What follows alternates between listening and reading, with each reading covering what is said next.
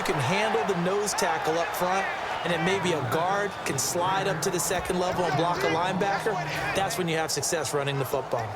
It's not always as straight as that team wanted it more than the other, but on that play, it actually was true. They were faster to the ball. Here we go. It's Roethlisberger on fourth down. He gets it to Brown. Complete. Give him 14 on the play. And on fourth down, they're able to convert and move the sticks. Both sides were holding their breath there on that fourth down play, and the offense can breathe a sigh of relief. And both knew exactly where the first down markers were. You know the defense is trying to guard those sticks and try and keep people in front, but somehow, some way, those guys found a way to pick it up. He's been a busy man here in this one, and they're showing off some nice footwork to stay in bounds. And with those types of... After review of the play, the ruling on the field stands.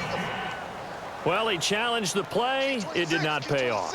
And that means he lost a timeout in that challenge. And as a coach, you hate that. Don't know if you took the advice of the player. You threw it yourself, but it didn't go. And into the end zone. Touchdown, Pittsburgh. Antonio Brown with an unbelievable fifth touchdown of the game. And the Steelers are an extra point away from tying this thing up. So a big play now as the Steelers will go for two. Green, the tight end, in motion. Now whistles and a timeout signaled here by the offense, and that's their first of this second half.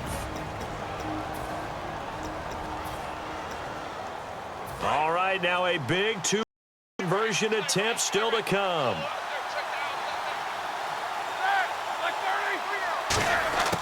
Roethlisberger looking.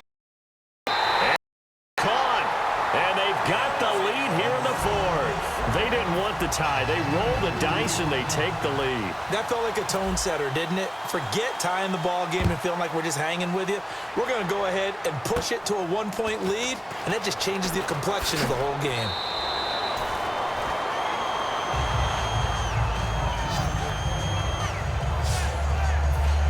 And now Cleveland geared up to take the field. And they're hoping to capture some of that magic they had last time out when they were able to put together a scoring drive. But they're still down here, Charles.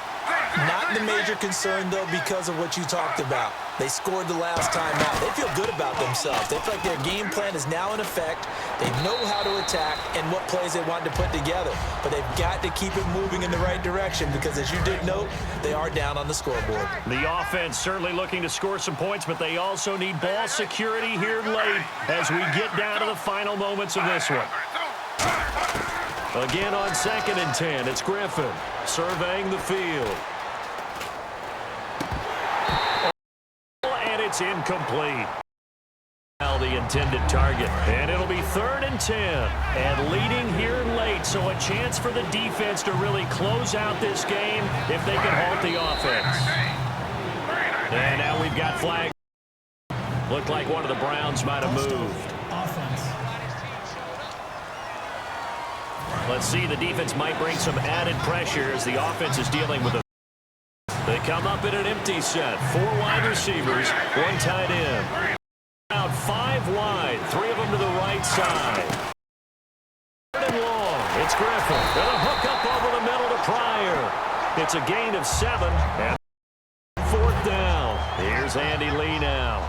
And surprisingly, this is the first punt of the game for either team. This game is just understanding situations and then having to execute, isn't it? Guard the first down sticks. Don't let them get there. And they've rallied and made the tackle.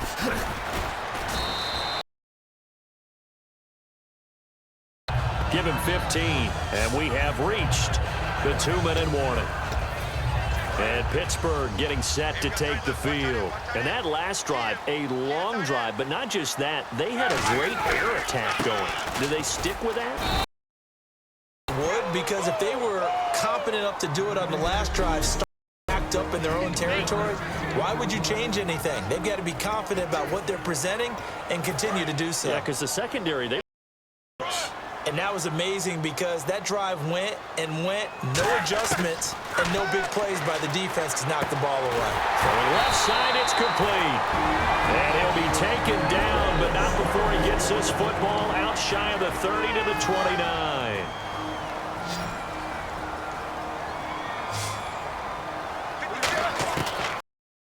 going to throw it.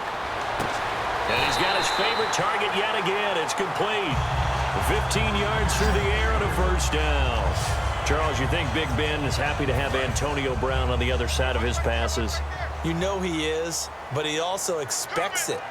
This is how their offense runs best. When those two get together, especially early, and continue to do it throughout the game, the end result is the one that we're seeing right now. They're ahead on the board. It has been early and often. I hope I don't sound too rah-rah on that one, but that's the exact right throw. Either your receiver gets it or no one gets it. Give him a lot of credit for being really precise with it. Got rid of it. No one got it. And this time he's got the hook up. It's complete. That one good for 16, and the drive will continue. And on that last play there, he's over 400 yards passing now. You know what that generally means? Success. That, and it means you really didn't miss opportunities. Usually very accurate. Now hang on here. Timeout called by the defense. It'll be their third and final timeout, so as they talk things over, we'll step aside. They come up with one running back. That's Bell. Here's Roethlisberger. And he almost had it defensively. Could have been a game changer there in this second half. Instead, it's third down. Trying to keep the drive going here. This is play number 7 on 3rd and 2. Tremendous coverage there. Just did not catch the football and complete the interception. But what do they say all the time? If he had really good hands, he'd be playing offense. Give him 6 yards, and they do convert on 3rd. I don't know about you, but that almost felt like old-time football there. 3rd and 2 is not necessarily just a running down anymore. A lot of times they want to throw the ball. They went back to the roots and powered forward and got the first down. Looking left side, and it's complete. Give him 11 on the gain there, and it's good enough for a Pittsburgh first down. And now he's closing in on 450 yards passing. That's an incredible number. I mean, you're talking about the best defenders in the world that you're trying to throw the ball against. And he's across for the touchdown. And in the final minute, that should just about seal it. And that touchdown puts him up 7. But now's when the fun begins, partner, because if you go ahead and kick the extra point, it's still a one-possession game. Go for 2, you might put it out of reach. Yeah, a little decision to be made.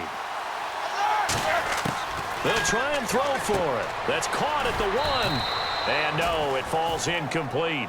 So the 2 no good.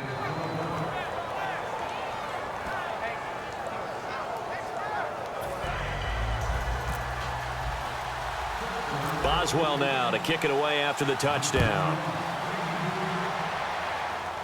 Set to return. Here's Raheem Mostert. And it's a pretty good return here as he'll get it up 9-yard line. Heading out as the Cleveland offense now as they get set to take over here. They're down here in a one-score game, but the time, it's a factor, but it's not a huge factor right now, is it? It's really not, because this amount of time gives them a chance to run their offense, to go through play sequences. And this is what they work on every week in practice, usually on a Friday. They go over this type of a situation, late game situation. What are we going to do when we have the opportunity? They've called these plays a bunch of times. Now's their chance to execute them. Yeah, they have the opportunity now. Execution.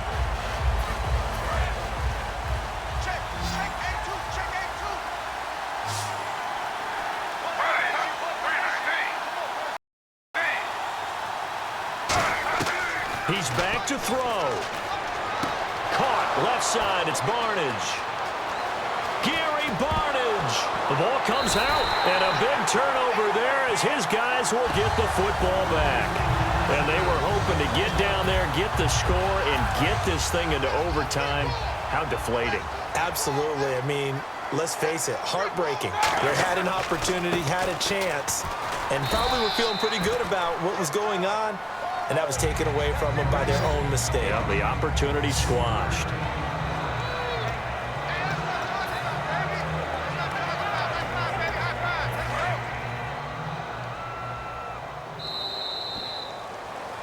And, you know, every win is sweet, and I'm sure everybody has a huge victory, but sometimes only winning by 1 score, 2 scores, a field goal, that can feel pretty satisfying too. Without a doubt, because now you know that your team responds in critical pressure-packed situations.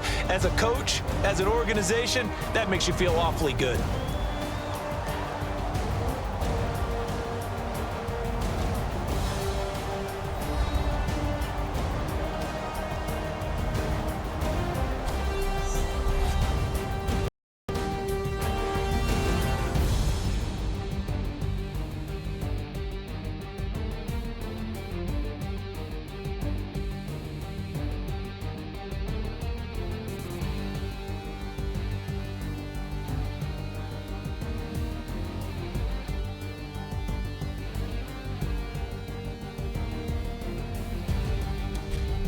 So that's a wrap for Charles Davis. I'm Brandon Gaudin, and this has been a presentation of the NFL on EA Sports. For more, check us out at easports.com.